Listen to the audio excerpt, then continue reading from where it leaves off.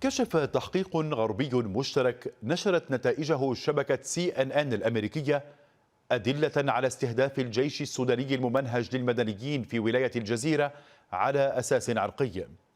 وذكر التحقيق أن انتهاكات الجيش السوداني شملت قتلا جماعيا للمدنيين على أساس عرقي وإلقاء جثثهم في القنوات المائية والمقابر الجماعية.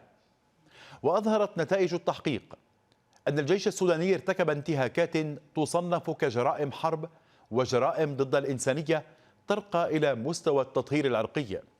كما كشف التحقيق أن أوامر الحملة في ولاية الجزيرة صدرت من أعلى المسؤولين في الجيش السوداني وشخصيات في الحركة الإسلامية تمارس ضغوطا على قيادة الجيش. ومتابعة لهذا التحقيق بشأن الحملة واستهداف مدنيين، نرحب بضيفنا من القاهرة الكاتب والباحث السياسي السوداني شوقي عبد العظيم.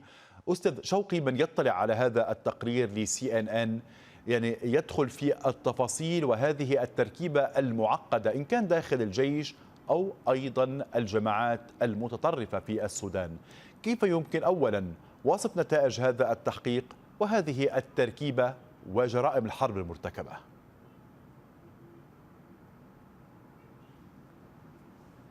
أهلا وسهلا ومرحبا. أنا اطلعت على هذا التحقيق بالتفصيل، وأعتقد أنه أورد أدلة واضحة جدا على ما حدث في ولاية الجزيرة بعد خروج الدعم السريع من ولاية الجزيرة. هنالك صور لجثث وضحايا وبعض الأجسام الملغية على قنوات المياه، وخاصة في منطقة بيكا في جسر بيكا. وأعتقد أن الشعب السوداني في كثير من الأحوال شاهد كثير من هذه الفيديوهات بصورة متفرقة. شاهد عمليات اغتيال عدد من الشباب بتهمة التعاون مع الدعم السريع. حتى بعض الفيديوهات التي نشرت في هذا التحقيق ربما شاهدها الشعب السوداني من قبل على وسائل التواصل الاجتماعي، وربما هنالك فيديوهات أخرى لم تنشر في هذا التحقيق، من بينها عندما ألغي أحد الشباب أو ربما هو جندي في الدعم السريع، ألغي من على جسر في النيل وتم تصفيته بوابل من الرصاص. أعتقد أن هذه الحرب في السودان هي واحدة من أبشع الحروب، وظل العالم يقول هذه العبارة. وأعتقد أن هذا التحقيق الآن كشف جزء من هذه المسألة، وهي حرب ارتبطت بانتهاكات واسعة جدا، ثم بوجود جماعات متطرفة وجماعات لديها قضية سياسية ولديها محاولات للعودة للسلطة. باختصار هذه الحرب شملت على أشياء كثيرة جدا، ربما ليست كما يدعي قادة الجيش أنها حرب كرامة أو حرب لعدو أجنبي أو حرب لعدوان هذه أجنبي. التقارير المروعة عن إعدامات خارج نطاق القانون، يعني ضمن سياق الحرب الدائرة في البلاد، ولكن الأخطر الفيديوهات التي تم نشرها. كيف اليوم سينظر المجتمع الدولي إلى الجيش السوداني، إلى كل هذه الارتكابات وهذه الأدلة الدامغة؟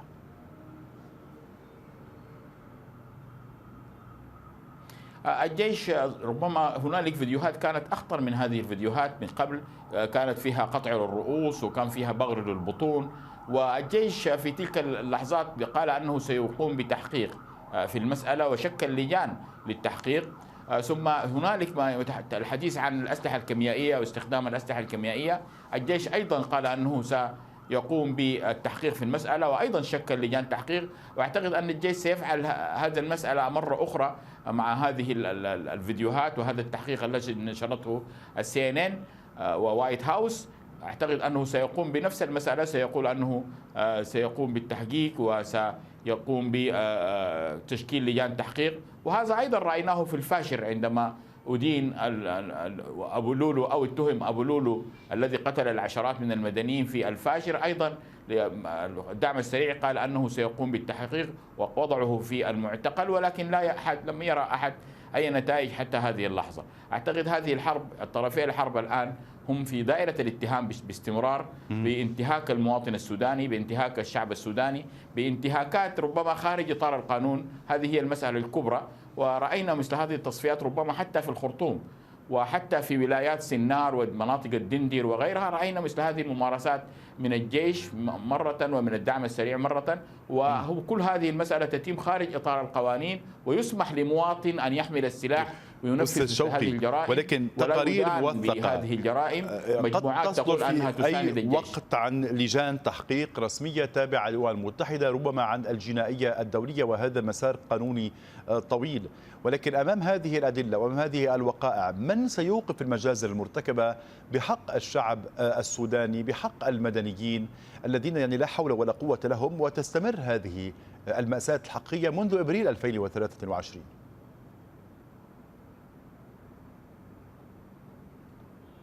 نعم، هذه هي الأزمة الأساسية التي يواجهها الجيش الآن بعد هذا التحقيق. أعتقد أن هنالك أدلة، وهنالك الشعب السوداني بدأ ينظر إلى المسألة بطريقة واضحة جدا، بأن كلا الطرفين لديه انتهاكات ضد المواطن السوداني. الآن هذا التحقيق يضع الجيش أمام محك أساسي للرد على هذه الاتهامات، لتفسير وتبرير هذا القتل الجماعي وإلغاء الجثث في القنوات المائية وكل ما ورد في هذا التقرير وإفادات. أعتقد أن التقرير أو التحقيق الصحفي اعتمد على إفادات من قيادات في الجيش، وبعض حتى قيادات من المستنفرين ومن الذين يقاتلون إلى جانب الجيش، إضافة إلى الضحايا والمواطنين.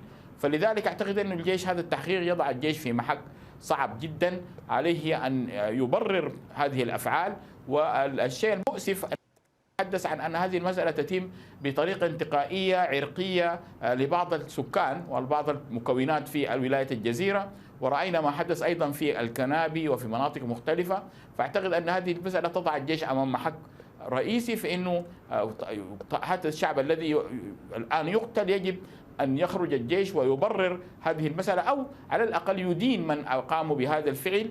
فهو الآن أمام مواجهة مع الشعب السوداني بهذه الانتهاكات التي ارتكبت. وأعتقد أن ما حدث في الكنابي في نفس هذه التوقيت وفي نفس هذا الوقت، عندما حدث في الكنابي من قتل ومن تطهير ومن محاولة اختلاع الناس في مناطقهم، أعتقد كل هذا الآن أصبح واضح جدا، ويحتاج إلى أن يقدم الجناة إلى محاكم عادلة، وأن يحاكموا بهذه الجرائر، ولا تستمر مسألة الإفلات من العقاب. هذا التحقيق سلط الضوء على ولاية الجزيرة، ولكن أعتقد أن في ولايات أخرى ربما حدث ما حدث في الجزيرة وما تم تناوله في هذا التحقيق حدث أيضا في سنار، حدث في ولايات أخرى. فلذلك هذه المسألة يجب أن ينتبه لها الشعب السوداني. هذه الحرب هي حرب ضد المواطنين، هي من تضرر منها هو المواطن وهو الإنسان السوداني. فلذلك هذه المسألة تدفع الجميع للمطالبة بإنهاء هذه الحرب. العناصر أو القيادات الإسلامية يعني التي كانت جزء من النظام السابق وسيطرتها على قيادة الجيش، وهنالك أيضا وجود لميليشيات تتحكم في جزء كبير من الجيش السوداني. هذه الشراكة الجرمية وفق ما جاء في تقرير وتحقيق CNN تفتح أيضا الباب على وقائع وخطورة الأحداث التي حصلت بحق المدنيين والجرائم المرتكبة. فأي مسؤولية تقاسمها الطرفين داخل الجيش وداخل هذه الشخصيات الإسلامية؟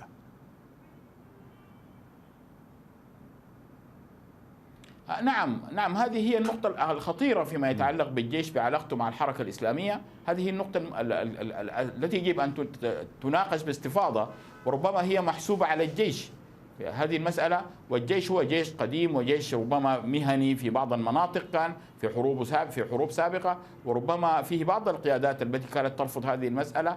ولكن بعد هذه الحرب، بعد 15 أبريل ومساندة الإسلاميين أو ادعاهم لأنهم يساندوا الجيش في حربه، وهي في الحقيقة هي حربهم هم. فرأينا قيادات الحركة الإسلامية في ولاية الجزيرة نفسها وهم يقولوا أنهم سيقتلوا وسيذبحوا الناس، وأنهم ليس لديهم سوى السكين والقتل. ورأينا الشعب السوداني رأى هذه المشاهد. لذلك أعتقد أن الجيش الآن عليه أن يحقق في ما جاء في هذا التحقيق وفي جرائم أخرى في ولايات أخرى، عليه أن يحقق في هذه المسألة. وهنالك فيديوهات ومقاطع فيديو مرصودة لقيادات من الحركة الإسلامية وهم يلوحوا بذبح المتعاونين، بذبح الذين شاركوا في هذه الحرب، بذبح كل من يثبت له أنه متعاون. حتى هنالك حديث سياسي حول هذا الذبح. فأعتقد أن هذه المسائل هي التي أوجدت بيئة للقتل خارج القانون. فلا يمكن أن تحاكم أحد وتقوده. حتى هنالك فيديو مؤسف جدا لشاب يحمل من بين أسرته، والذي يقوم بتصفيته يقول أن بنته قالت أن هذا الرجل مع الدعم السريع، فقاموا بتصفيته امام الكاميرا وامام الفيديو امام الناس كلهم شاهدوا. او هذه في ولايه الخرطوم ليست في ولايه الجزيره. فلذلك اعتقد ان هذه جرائم يجب ان يتم التحقيق فيها، ويجب ان وهي اعتقد انها هذا التحقيق ربما سيحدث هزه شديده جدا حتى داخل المجتمع السوداني عندما يرى ان ايضا افراد من الجيش او حتى الجيش يسمح الحديث بان هنالك استحاله امام هذه الجرائم او من الكتائب او بغيره لاعاده اللحمه بين السودانيين، والتي هي استمرت لسنوات طويله قدام الحكم السابق بسبب هذه العمليات التي وصفت بالتطهير العرقي تحديدا في الجزيره، وهذا في تفاصيل ايضا تحقيق CNN. من يرمم أو من اليوم يطمئن على إعادة اليوم وحدة الشعب السوداني أمام هذه الارتكابات وهذه الجرائم وتطهير العرق الحاصل؟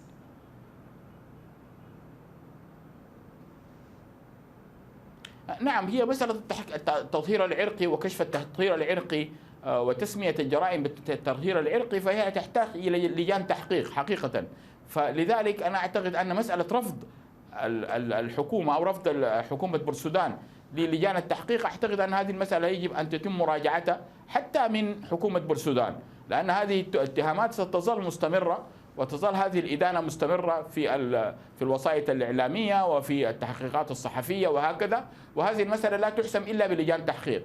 فمسألة اتهام بجريمة التطهير العرقي تحتاج إلى لجان تحقيق على الأرض، وهذا حدث من قبل في السودان في جرائم دارفور عندما كان الرئيس المخلوع عمر البشير على السلطة، وجرت عليه اتهامات ومطالبات بالمسؤولة أمام المحكمة الجنائية الدولية، ورأينا كيف حكم علي كوشيب أحد رموز النظام البائد أو أحد أذرع النظام البائد في ارتكاب الجرائم، حكم في لاهاي ب20 سنة سجن، وربما حتى ينظر البعض إلى أنها عقوبة مخففة. فلذلك أعتقد أن لجان التحقيق هي التي تبت في هذه المسألة، إن كانت هذه المسألة تطهير عرقي أو غير تطهير عرقي، ولكن ما جاء في التحقيق بشكل كبير يشير إلى أن هنالك استهداف إثني واستهداف عرقي، وحدث في مناطق الكنابي في ولاية الجزيرة، وكما ذكرت لك ما حدث في ولايات أخرى. فلذلك لجان التحقيق هي التي ستفصل في هذه المسألة وستقرر إن كان هنالك تطهير عرقي كامل أو كانت هذه الجريمة جريمة تهجير قسري أو تطهير عرقي. هذا سيترك إلى لجان التحقيق المستغلة. لذلك يجب أن تقبل حكومة بورسودان بهذه اللجان وتسهل مهام هذه اللجان لتقوم بعملها ولتكشف هذه الجرائم وجرائم أخرى، حتى ما حدث في دارفور وما حدث في غيره من المناطق يحتاج إلى لجان تحقيق، ويجب أن تقبل الحكومة بهذه المسألة حتى لا يفلت المجرمين من العقاب، هذا أولا. أو حتى إذا كانت لديها أي ربما تعتقد أنها لم تفعل هذه الأشياء، لا، الآن هي طرف في الصراع ولا يمكن أن تبت في هذه المسألة، ستبت بشكل كامل في هذه المسائل. هي لجان التحقيق المستقلة التي يمكن حتى تكون من الأمم المتحدة أو أي وكالة من وكالات الأمم المتحدة يمكن أن تحقق في هذه المسألة وتبت إن كانت هنالك جرائم ضد الإنسانية أو تهجير قسري أو غيره من الجرائم. الكاتب والباحث السياسي السوداني المعروف شوقي عبد العظيم، كنت معنا مباشرة من زاوية سكاي نيوز عربية في العاصمة المصرية القاهرة.